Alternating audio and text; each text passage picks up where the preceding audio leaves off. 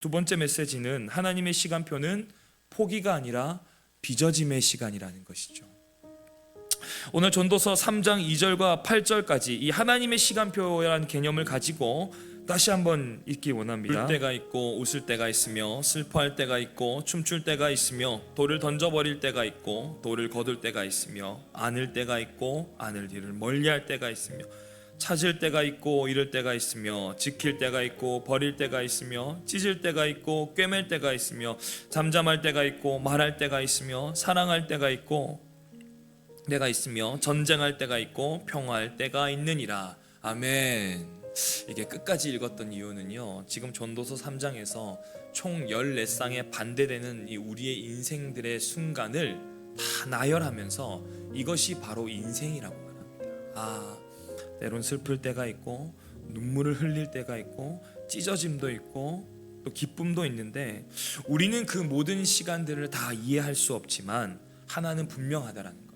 하나님께서 저와 여러분을 하나님의 형상으로 빚어가는 시간이라는 것입니다. 오늘 3절을 보면 항상 죽임 뒤에는 뭐가 있냐면 치료가 있어요. 허름 뒤에는 세움이 있습니다. 하나님은 죽이기 위해 죽음을 허락하시는 분이 아니라 하나님께서는 치료하시기 위해 때로는 질병을 허락하실 때가 있고, 하나님은 치료하시기 위해 어려운 시련을 허락하실 때가 있고, 때로는 하나님이 세우시기 위해 우리의 인생의 불순물을 도려내기 위해서 허물어지게 하실 때도 있다라는 것입니다. 때로는 주님을 찾기 위해서 내가 가장 소중하게 여기는 것들을 잃어버리게 하실 때가 있습니다. 때로는 내가 너무 품고 있어서 버리지 못하는 것을 주님은 보내야 될 때가 있고, 때로는 내가 간직해야 됐던 것들을 주님은 이별시킴으로써 하나님의 은혜를 경험하게 될 때도 있습니다. 하나님의 목적은 파괴가 아니라 저와 여러분을 세우시고 하나님의 자녀답게 빚어가시기 위해 그 시간들을 허락하신 것입니다. 요한복음 15장 1절에서 2절을 보면 이렇게 말합니다. 나는 참 포도나무요 내 아버지는 농부라. 물은 내게 붙어있어 열매를 맺지 아니하는 가지는 아버지께서 그것을 제거해 버리시고 물은 열매를 맺는 가지는 더 열매를 맺게 하려 하여 그것을 깨끗하게 하시느니라. 가지를 자르는 것만 보면 주님이 파괴하는 것처럼 보이는데 목적이 무엇입니까? 열매를 맺기 위해서 우리의 불순한 가지들을 잘라버리실 때가 있다는 것입니다. 마태복음 3장 11절도 마찬가지입니다. 타작마당에서, 교회에서, 그리고 인생에서, 가정에서 거센 바람이 불어야지만 쭉정이와 알곡들이 걸러지는데 이 목적은 알곡을 남게 하시기 위해서 거센 바람을 허락해 하실 때도 있다라는 것입니다. 그래서 코로나가 닥쳤을 때 진짜 믿음의 신자가 누구였는지 우리 교회를 통해서, 한국교회를 통해서 다 드러나기 시작했습니다. 코로나의 바람이 부니까 갖가지의 이유로 교회를 떠나고 예배를 떠났던 성도들이 지금까지 돌아오지 않는 성도들도 있고 그 믿음이 어디까지인지를 점검할 수 있었던 것입니다. 하나님의 시간표를 모르면 우리 삶의 찢어짐도 실패도 시련도 헛되게 보이고 힘들기만 합니다. 그래서 전도자는 이 1장 1절부터 계속해서 반복해서 얘기했던 것이 있습니다. 우리의 삶이 헛되고 헛되며 모든 것이 헛된데 하나님의 시간표를 나의 시간표가 다 헛되게 보였다라는 것입니다. 저도 최근에 하나님이 결혼에 대해서 빚어 가시는 것 같습니다. 처음에는 제가 원하는 배우자를 달라고 좀 기도를 많이 했긴 했어요. 외형적으로도 그렇지만 사역을 할 때 좀 이런 사람이 필요하다라고 기도를 하게 됐는데 어느 순간부터 이렇게 점진적으로 바뀌기 시작하더라고요. 하나님, 내가 원하는 배우자가 아니라 하나님께서 제가 어떤 배우자가 되어야 하는지 하나님이 저를 빚어가기 시작하셨습니다.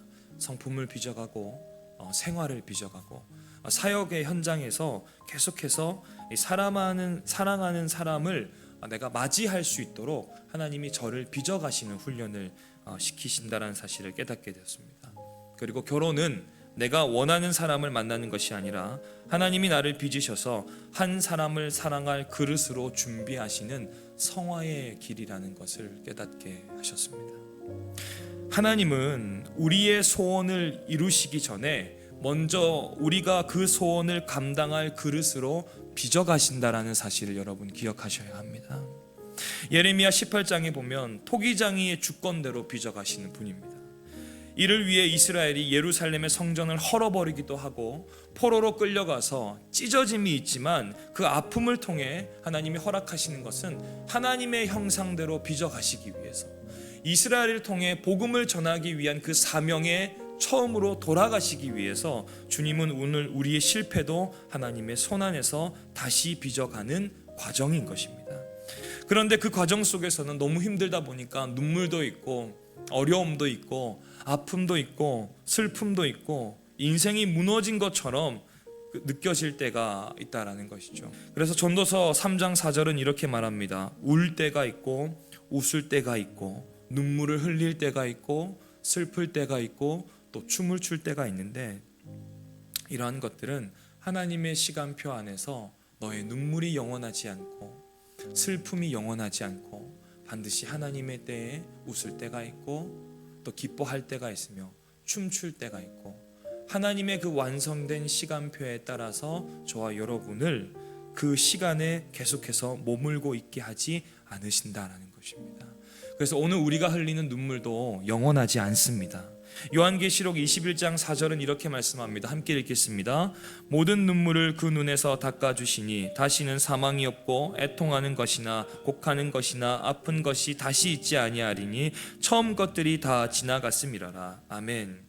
지금 우리가 겪는 눈물과 고통의 시간은 영원하지 않습니다. 하나님께서 우리를 더 성숙하게 하시는 빚어지는 시간이기 때문입니다. 전도서는 계속해서 9절에서 10절에 이렇게 고백합니다. 일하는 자가 그의 수고로 말미암아 무슨 유익이 있으랴. 하나님의 때를 기다리지 않고 내 마음대로 행하면 백날 노력한 수고도 헛수고가 될 수 있다는 전도서의 겸손한 고백입니다.